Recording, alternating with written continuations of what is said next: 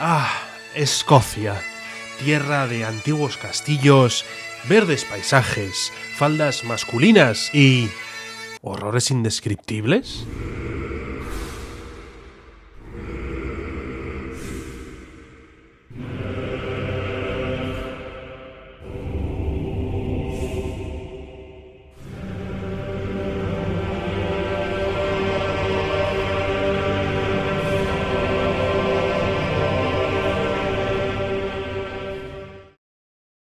Antes de empezar, quiero agradecer por su apoyo a los miembros de mi canal que estarán apareciendo por aquí, ya que ellos me permiten ganar algo de dinero del trabajo que hago aquí en YouTube y no tener que aceptar ningún patrocinador. Ya lo he expresado varias veces, pero prefiero tener a este canal sin prácticamente ningún patrocinador, ya que normalmente te hacen poner anuncios de 3 minutos o más, incluso si tu vídeo es de solo 15, lo cual a mi parecer es completamente disruptivo, además de que la mayoría de patrocinadores aquí en YouTube, seamos sinceros, son o de muy mala calidad o directamente estafas. Por eso, justamente, tengo tanto que agradecerle a los miembros de mi canal. Y si tú quieres convertirte en uno, le puedes dar al botón de unirme ahí abajo, al lado del de suscribirse. Y nada, sin más dilación, empecemos a analizar Daemonology.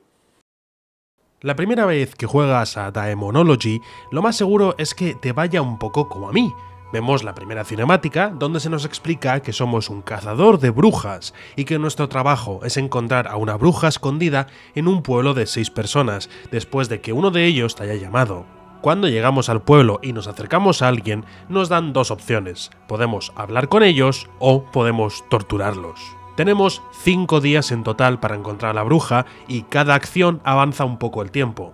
Al llegar hablé con el párroco, quien me dio una primera pista, acusando a la mujer que hace rituales al norte del pueblo. Obviamente, si luego hablamos con ella, lo niega y acusa al párroco. Mientras, si hablamos con el herrero, quien resulta ser quien nos llamó en un primer momento, veremos que él acusa a la pastora de ser la bruja, y que fue por una maldición suya que se le está cayendo la mandíbula. Pero de nuevo, si hablamos con la pastora, lo negará todo, y poco a poco nos daremos cuenta de que nada nos lleva a ninguna parte, y que si intentamos hablar con los lugareños, solo nos repetirán lo mismo que nos han dicho hasta ahora, negándose a ser francos con nosotros. Es entonces que nos damos cuenta de que, si no podemos hablar ya con ellos, nuestra única opción es torturarlos. Y es que sí, para avanzar en este juego, te va a forzar a que tortures a gente.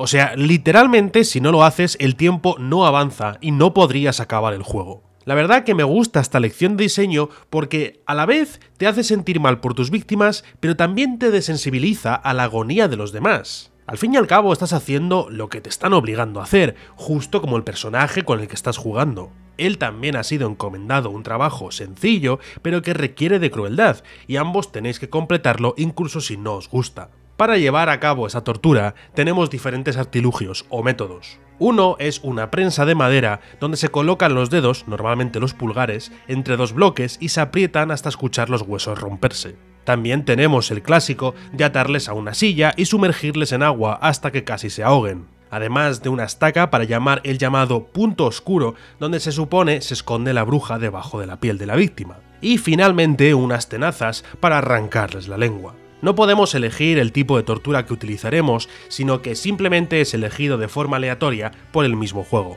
Y como digo, es solo a través de esta tortura que podremos aprender más de los personajes, lo que les hace sospechar de otros y avanzar la historia en general. Esta primera vez jugando, seguramente tortures a varios y veas qué tienen que decir. Sus acusaciones y argumentos te harán desconfiar más de alguna persona en particular, y a eso hay que añadirle las cinemáticas que se te presentan al final de cada día, de las que hablaremos más adelante. En fin, de repente te darás cuenta de que el tiempo límite ha llegado y que tienes que acusar a alguien oficialmente. Las historias que te habrán contado serán poco claras y muy confusas, y tendrás que fiarte de tus instintos.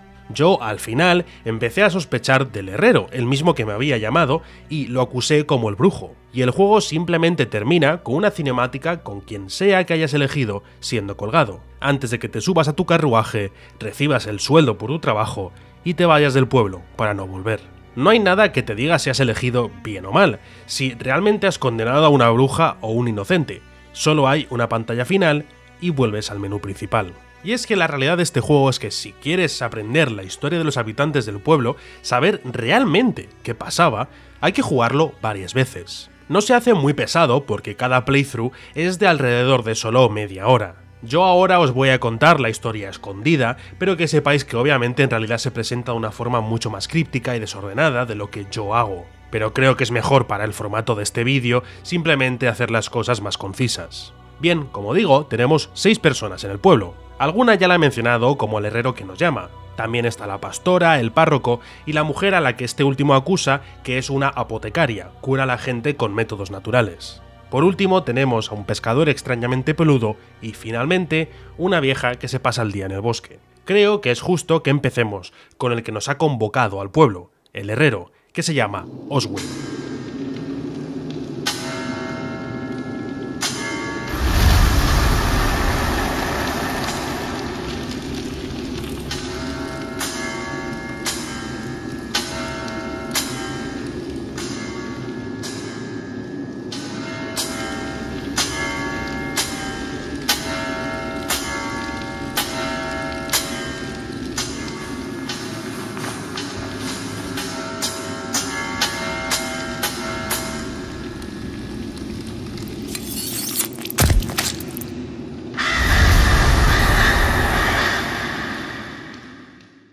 Oswin tiene un artilugio en su cara que, como nos explica, tuvo que hacerse a sí mismo porque se le estaba cayendo la parte inferior de la mandíbula, acusando a la pastora de ser la que le causó su aflicción. Con esta acusación podemos preguntarla a ella entonces, que se encuentra en un campo con la gran mayoría de sus ovejas muertas a su alrededor. Cuando hablamos con ella, nos pregunta si vemos la maldición que ha caído sobre ella, y que ha sido ese herrero Oswin quien le ha enviado un lobo para matar a sus ovejas a través de rituales satánicos. Y es que hay que considerar que, a pesar de que Oswin ha sido quien nos ha llamado, no quiere decir que no pueda ser sospechoso. Si hablamos con la vieja en el bosque, todo se hace incluso peor para el herrero, ya que ella dice haberle visto utilizar llamas extrañas, demasiado brillantes para ser normales, más brillantes que el mismo sol. Al traerle estas acusaciones a Oswin, él naturalmente las niega e intenta explicar que las llamas tan brillantes no eran más que una sustancia que un comerciante alemán le vendió para ayudarle con su trabajo, pero que no es magia oscura,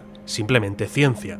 Nos cuenta seguramente el origen de tanto odio entre él y la pastora, ya que él le construyó una valla para sus prados, pero ella se negó a pagar por su trabajo, ya que decía que era de malísima calidad. Y aunque él admite que no fue su mejor trabajo, sigue pensando que ella es la bruja. A pesar de ser razonable, todo esto no limpia completamente todas las sospechas del herrero, y es que si lo torturamos de nuevo, finalmente confiesa. Dice que cuando la pastora se negó a pagarle, convocó a Lucifer con sus llamas tan brillantes para mandar a un lobo a matar sus ovejas. Le preguntamos si entonces está admitiendo haber hecho brujería, y él dice que sí, que le colguemos de una vez y acabemos con su sufrimiento. Aunque puede parecer que es así que se acaban las dudas, algo me hace sospechar que no estamos viendo toda la realidad. Así que creo que es mejor primero conocer la historia de, ¿quién sino la pastora?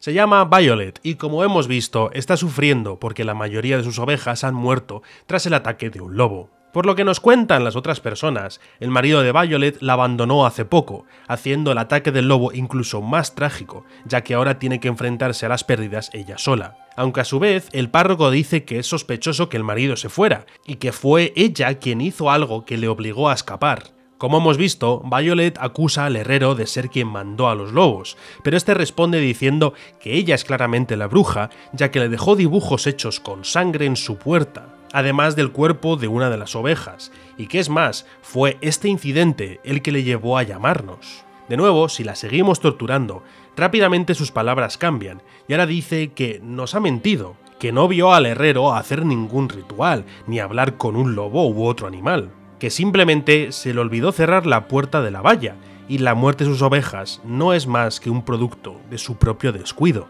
Pero si la torturamos otra vez, su historia cambia a que fue ella quien sacrificó a su ganado para maldecir a Oswin. Es decir, la historia de Violet y la de Oswin se contradicen completamente. Quizás entonces los otros habitantes nos puedan dar más pistas respecto a lo que pasó de verdad. Vamos a probar con, por ejemplo, la apotecaria.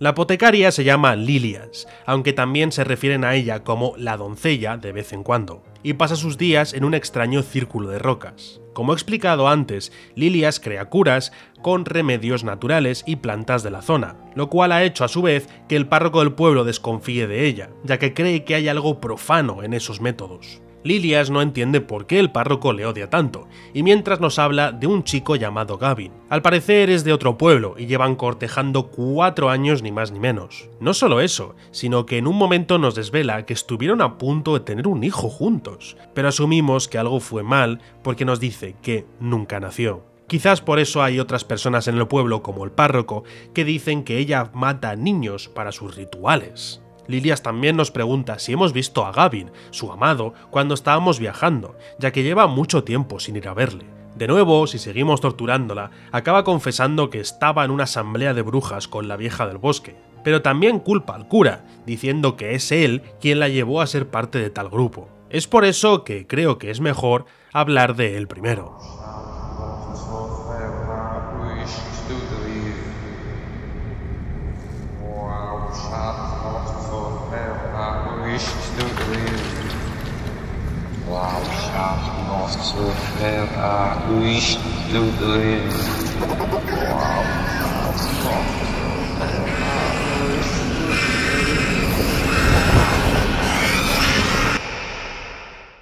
Padre Yusby es el párroco del pueblo, y cuando le presionamos sobre por qué acusa a Lilias, y sobre todo por qué sabe de sus actividades paganas, no nos dice mucho más. Acusa a prácticamente todo el mundo del pueblo, y actúa como muy nervioso respecto a esta situación, aunque no debería, ya que supuestamente es un mensajero de Dios. Sobre todo insulta y acusa a Lilias, la doncella. Y cuanto más le presionamos, más sospechosas se hacen sus ideas respecto a ella. Por fin explota tras torturarle otra vez, y lo hace confesando, no brujería, sino celos. Dice que Lilias debería de haber sido suya, que la quería, pero ese tal Gavin se la quitó, y por eso, un día cuando venía hacia el pueblo, lo mató y lo enterró en el bosque. A pesar de la espantosa confesión que acaba de hacer, si intentamos hablar con él o presionarle más, nos dice que no tiene nada más que decir. Y sin otra alternativa, ya que el párroco dice haber cometido un asesinato en el bosque, creo que es buena idea ir a hablar con la vieja que pasa el día allí.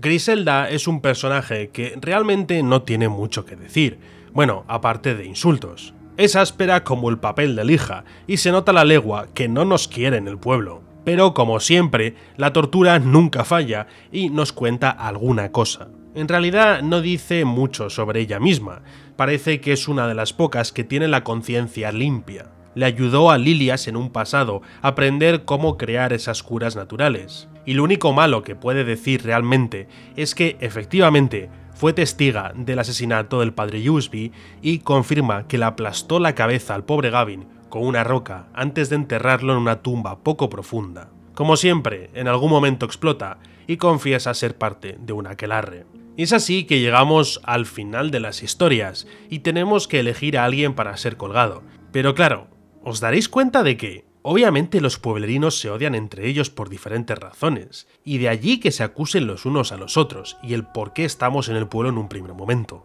No son personas buenas, y han mentido e incluso cometido crímenes, pero ¿acaso eso quiere decir que hay indicios de que alguno sea una bruja? No, obviamente no. Es por eso que elijamos a quien elijamos, el final siempre será el mismo, porque nada habrá cambiado. No había ninguna bruja en ningún momento. Griselda y Lilias solo son conocedoras de remedios naturales para curar diferentes aflicciones, cosa que ha existido durante milenios y que no tienen que conllevar nada malo. Lilias es la que más acusaciones recibe, pero si lo miramos de una forma más crítica veremos que solo lo hace porque iba a tener un hijo bastardo con Gavin, pero lo perdió, lo cual los pueblerinos asumieron era muestra del diablo, y de ahí que surgieran esos rumores de que mataba bebés. Mientras, el padre USB es un asesino, llevado a matar a alguien por los celos que sentía. Es lo más cercano a un auténtico monstruo que hemos encontrado, pero ¿acaso eso indica que sea brujo? De nuevo, no, obviamente no. En todo caso, si lo elegimos para ser colgado, solo hará la situación más injusta, ya que no habrá juicio ni encarcelación, que es lo que debería de pasarle por su crimen.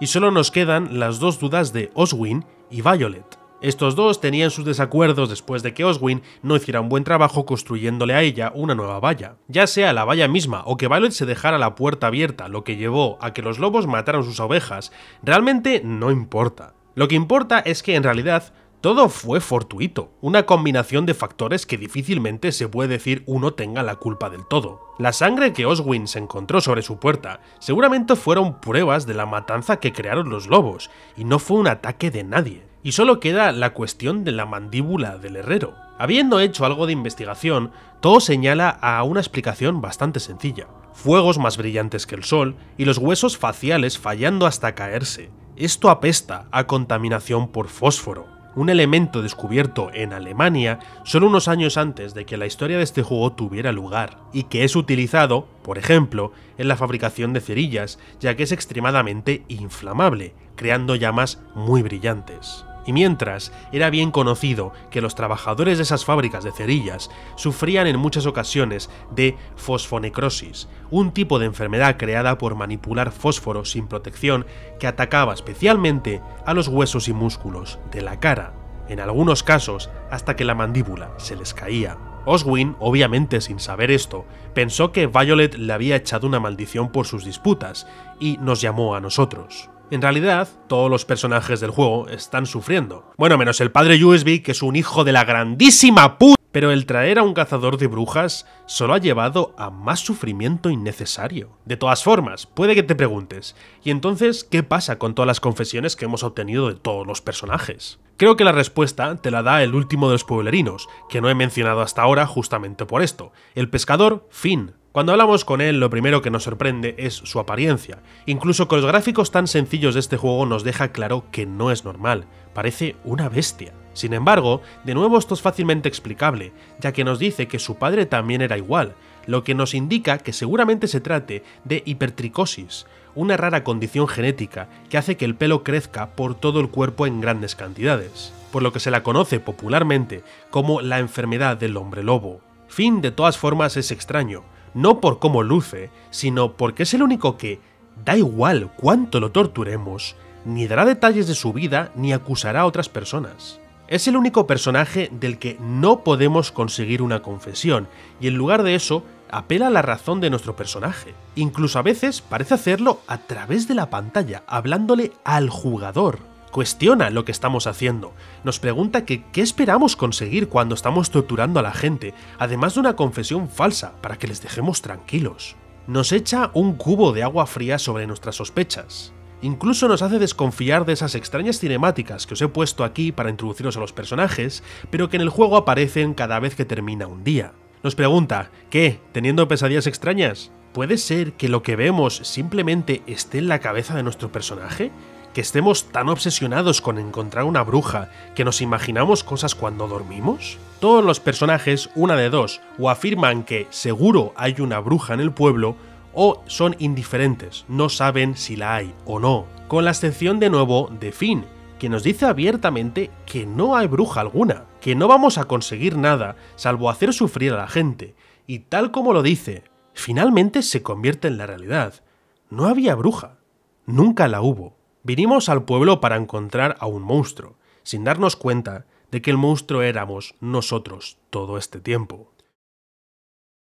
Veréis, tanto la temática como el contexto temporal y escenario del juego realmente se parece mucho a un evento histórico real, pero para entenderlo mejor, creí que era necesario ir al país donde pasó todo, Escocia. Obviamente no tenía nada que ver con el hecho de que mi novia es de allí. Durante el siglo XVI y XVII, una ola de juicios contra supuestas brujas llegó a muchos países de Europa y América. Las razones no eran muy evidentes y la mayoría lo atribuye a una histeria religiosa colectiva. En total, se estima que se ejecutaron alrededor de 50.000 personas en todo el mundo. Llevó a persecuciones tan famosas como la caza de brujas de Salem en Estados Unidos, las de Zugarramurdi en España, y más importante para este vídeo, las cazas de brujas en Escocia. En este país las cazas fueron particularmente agresivas y despiadadas. Aunque en el resto del mundo se solía necesitar de pruebas irrefutables entre comillas para condenar a las supuestas brujas, en Escocia les daba igual y con solo una confesión se te podía ejecutar. Estas confesiones, además,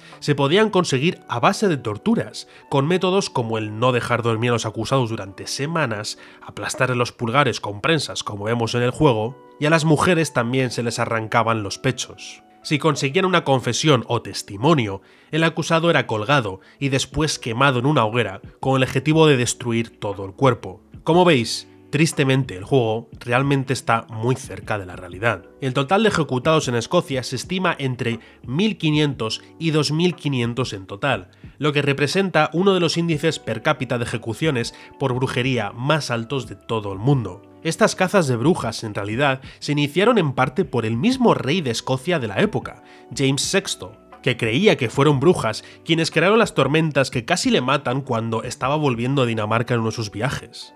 James supervisó y participó personalmente en estas interrogaciones y torturas, y es que él era un gran apasionado de la demonología y escribió un libro que se llama, en efecto, Daemonology, título al que obviamente hace referencia el nombre del juego. Con toda esta historia tan horrible detrás de este país, pensarías que hay varios recordatorios de ello, pero la realidad es que no, prácticamente se ha olvidado o ignorado. Uno de los pocos sitios donde podemos aprender de este horrible pasado es en Edimburgo, la ciudad natal del creador del juego, que se llama Katana Levy. Y es que en la explanada, junto a la entrada del castillo de la ciudad, hay una pequeña fuente instalada en una pared, cerca del sitio donde muchas de estas supuestas brujas fueron quemadas. Lo peor es que, si leemos la placa que tiene encima y explica la simbología de la fuente, básicamente nos da a entender que dice como algunas eran buenas, otras eran malas, pero ¿qué le vamos a hacer? Chicos, creo que no había brujas reales por mucho que la puñetera placa te diga lo contrario.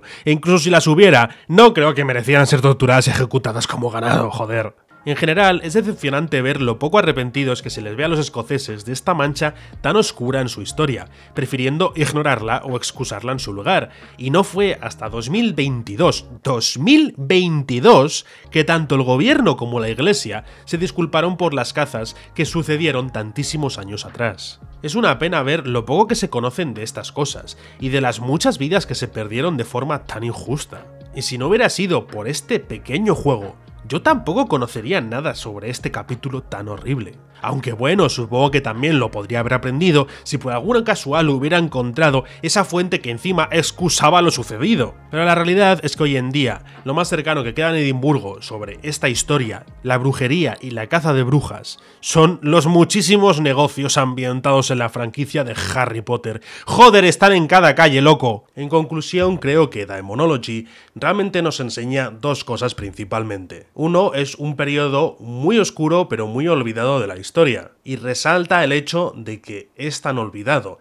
Nos da a entender lo fácil que es olvidar o ignorar estas cosas, incluso si estamos hablando de la vida de miles de personas. Pero lo segundo que nos muestra, y casi es más importante, es que nosotros, como humanos, puede que estemos en una situación, que estemos buscando monstruos, que pensemos que haya monstruos a nuestro alrededor, solo para que al final el único monstruo que haya seamos nosotros mismos.